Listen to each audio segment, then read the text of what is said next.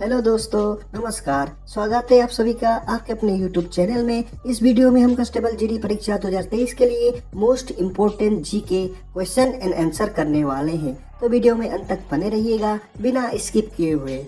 और जिस किसी ने भी हमारे YouTube चैनल को सब्सक्राइब नहीं किया है तो पहले जाके फटाफट से चैनल को सब्सक्राइब कीजिए और लाइक शेयर भी करना ना भूलिएगा। तो चलिए स्टार्ट करते हैं आज का वीडियो। तो पहला क्वेश्चन है आज का दोस्तों, निम्नलिखित में से किस काल्पनिक रेखा के द्वारा समान वर्षा स्तर वाले स्थानों को जोड़ा जाता है? निम्नलिखित में से किस काल्पनिक रेखा के द्वारा समान वर्षा स्तर वाले स्थानों को जोड़ा जाता है? तो इसका सही जवाब है दोस्तों समवर्षा रेखाएं। ऑप्शन नंबर सी इसका सही आंसर हो जाएगा। क्वेश्चन नंबर 2, दो अक्षांश रेखा के बीच की दूरी लगभग कितनी होती है? दो अक्षांश रेखाओं के बीच की दूरी लगभग कितनी होती है? इसका सही जवाब है दोस्तों 111 किलोमीटर। 111 किलोमीटर लगभग दूरी होती है। क्वेश्चन नंबर 3 आज का, कोंकण तट कहां से कहां तक विस्तृत है? कोंकण तट कहां से कहां तक विस्तृत है? इसका सही जवाब दोस्तों दमन से गोवा तक। दमन से गोवा तक कोंकण तट विस्तृत है। सिंचाई ऊर्जा उत्पन्न करने और परिवहन उद्देश्यों के लिए भारत को सिंधु नदी से कितना जल उपयोग करने की अनुमति है? सिंचाई ऊर्जा उत्पन्न करने और परिवहन उद्देश्यों के लिए भारत को सिंधु नदी से कितना जल उपयोग करने की अनुमति है? तो इसका सही जवाब है दोस्तों 20%। 20% जल उपयोग करने की अनुमति है। निम्नलिखित में से किस देश के साथ चीन की सीमा रेखा सबसे लंबी है? निम्नलिखित में से किस देश के साथ चीन की सीमा रेखा सबसे लंबी है? इसका सही जवाब है दोस्तों मंगोलिया। मंगोलिया के साथ चीन की सीमा रेखा सबसे लंबी है। उष्णकटिबंधीय वर्षावन डैश सूखे और गर्म होते हैं, केवल समुद्री क्षेत्र में होते हैं, अधिकांश समय बर्फ से ढके रहते हैं, में प्रचुर मात्रा में वर्षा होती है। तो इसका सही जवाब कौन सा होगा दोस्तों?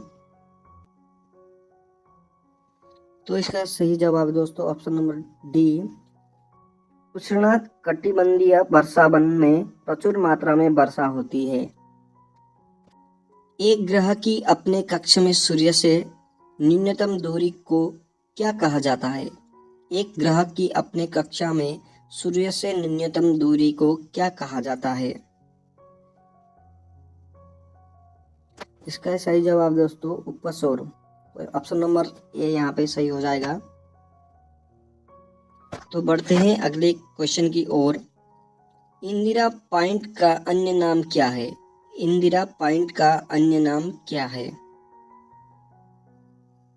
इसका सही जवाब है दोस्तों सभी विकल्प सही है। यहाँ पे जो जो ऑप्शन दिया गया है वो सभी सही है। पार्सन पॉइंट, लाहीचिंग पॉइंट, पिगमेलियन पॉइंट, ये सभी इंदिरा पॉइंट के अन्य नाम हैं। बेद्दा निम्नलिखित में से किस देश की जनजाति है? बेद्दा निम्नलिखित में से किस देश की जनजाति है? इसका आंसर कीजिए दोस्तों फटाफट से कमेंट में। आपके पास सिर्फ 4 से 5 सेकंड टाइम है। तो बताइए इसका सही जवाब है श्रीलंका। ऑप्शन नंबर सी इसका सही हो जाएगा। तो अगला क्वेश्चन है, किशनगंगा परियोजना भारत तथा किसके बीच विवाद का मुख्य कारण है? किशनगंगा परियोजना भारत तथा किसके बीच में विवाद का मुख्य कारण है? इसका सही जवाब दोस्तों पाकिस्तान। पाकिस्तान के बीच विवाद का मुख्य कारण है। तो अगला क्वेश्चन है दोस्तों, दो देशांतर रेखाओं के बीच के खंड को निम्नलिखित में से किस नाम से जाना जाता है?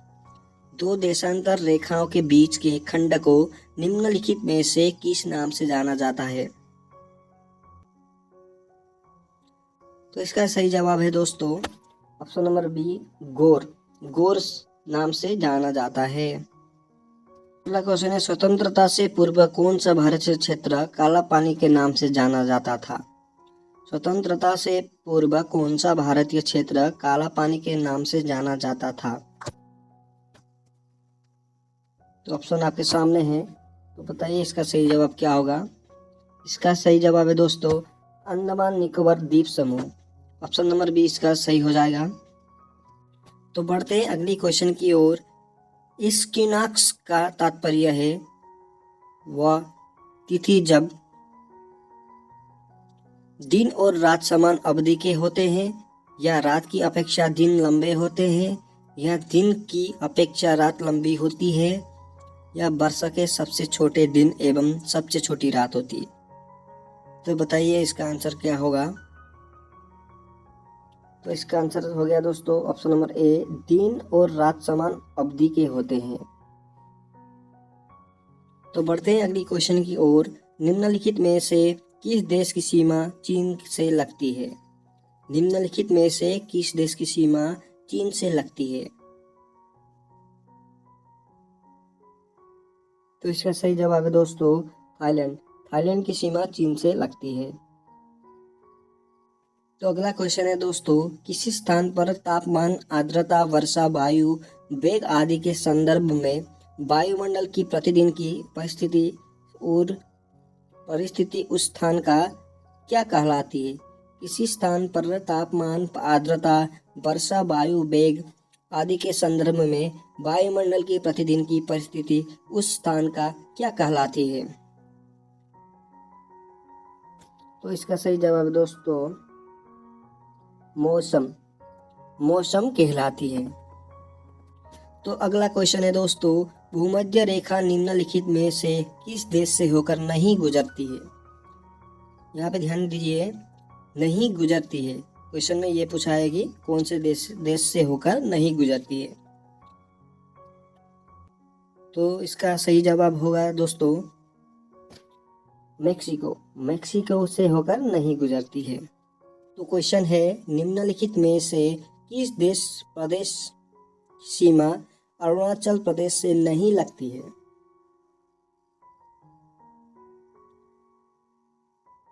तो इसका सही जवाब है दोस्तों मणिपुर की जो सीमा है ना वो अरुणाचल से नहीं लगती है। तो अगला क्वेश्चन है दोस्तों, नेपाल का क्षेत्रफल लगभग कितना वर्ग किलोमीटर है? नेपाल का क्षेत्रफल लगभग कितना वर्ग किलोमीटर है? तो बताइए इसका आंसर जल्दी जल्दी कमेंट में। तो इसका सही जवाब दोस्तों ऑप्शन नंबर डी 1,47,181। ठीक है दोस्तों, इसका सही जवाब है ऑप्शन नंबर डी हो जाएगा। बढ़ते हैं अगली क्वेश्चन की ओर।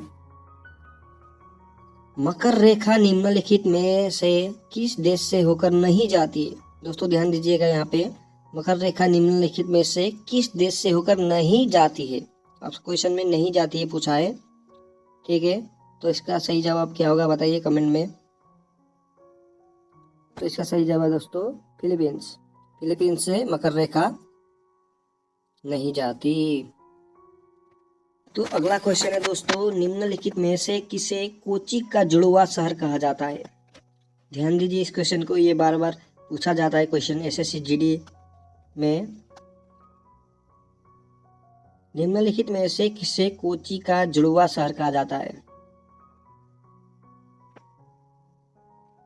तो इसका सही जवाब है दोस्तों एर्नाकुलम को कोची का जुड़वा शहर कहा जाता है। तो अगला क्वेश्चन है दोस्तों, म्यांमार की अंतर्राष्ट्रीय सीमा कितने देशों से जुड़ी है? म्यांमार की अंतर्राष्ट्रीय सीमा कितने देशों से जुड़ी है? तो इसका सही जवाब है दोस्तों ऑप्शन नंबर बी 5 देशों से जुड़ी है। 5 देशों से जुड़ी है। तो अगला क्वेश्चन और आज का अंतिम क्वेश्चन है दोस्तों, पिडरुटा गाला या माउंट पेड्रो निम्नलिखित में से किस देश का सर्वोच्च पर्वत शिखर है? पिडरुटा गाला या माउंट पेड्रो निम्नलिखित में से किस देश का सर्वोच्च पर्वत शिखर है? कमेंट कीजिए दोस्तों जल्दी जल्दी से, इसका आंसर क्या होगा? तो इसका सही जवाब है दोस्तों श्रीलंका। पिडरुटा गाला या माउंट पेड्रो निम्नलिखित में से श्रीलंका की सबसे सर्वोच्च पर्वत शिखर है। अगर आपको ये वीडियो अच्छा लगे तो प्लीज़ लाइक शेयर और सब्सक्राइब करना ना भूलिएगा। जय हिंद। मैं मिलता हूँ आपको अगले वीडियो में।